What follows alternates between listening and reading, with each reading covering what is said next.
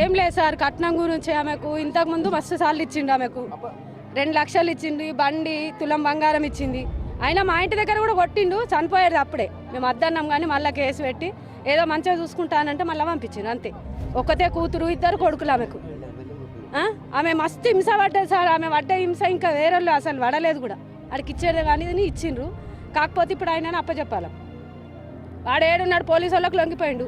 వాళ్ళు ఇస్తలేరు, ఇప్పుడు ఆడు కావాలి అంతే. మాకు ఏం మాట్లాడితే ఏమొస్తుంది సార్? ఛానళ్ళలో మాట్లాడినా రాదల్ల కూతురు వస్తుందా? పైసలు ఇచ్చినా రాదు. ఇప్పుడు 20 లక్షలు ఇచ్చినా మా కూతుర్ని తెస్తారా? తేరు కదా. ఎందుకు ఇక ఛానళ్ళలో మాట్లాడి దగ్గర వాళ్ళే కానీ ఏం మాట్లాడలేకపోతున్నాం సార్. అద్దిగా ఆయనని మాత్రం అప్పచెప్పాలి. మాకు దగ్గరనే మా ఆడబిడ్డను అలా ఇప్పుడు ఈ పిల్లకు చనిపోయిన ఆమెకు నానమ్మ అవుతుంది. తరచూ గొడవలే, ఇక్కడ కూడా గొడవలే. వాళ్ళ అమ్మ నాన్నని రావద్దని అన్నారట, మంచిగా చూసుకుంటా అంటే వాళ్ళు కూడా వస్తలేరు. చాలా రోజులు అయింది ఇప్పుడు బంద్ చేసి. ఆమెనే ఎప్పుడన్నా వచ్చి వాళ్ళ అమ్మ నాన్నని చూసిపోయేది అంతే. వాళ్ళు కూడా అచ్చుడు బంద్ చేసిండ్రు, వాళ్ళ అమ్మ నాన్న కూడా. వాళ్ళ అమ్మ నాన్న అచ్చుడు బంద్ చేసిండ్రు, ఆమెనే వచ్చి చూసి వచ్చేది. ఇప్పుడు ఆమె కూడా వస్తలేదు, బీడీలు చేసుకుంటూ బతుకుతుందట.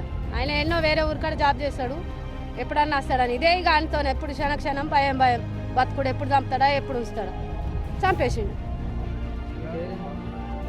PC 1441 వెంకటేష్ అన్నతను తన కుటుంబ తగాదాల వల్ల భార్య వనజ 26 సంవత్సరాలు గురిని మరియు కూతురు ప్రెగ్నెన్సీ 7 సంవత్సరాలు ఇద్దరిని ఏదో బలమైన ఆయుధంతో తలపై కొట్టి హత్య చేసినాడు.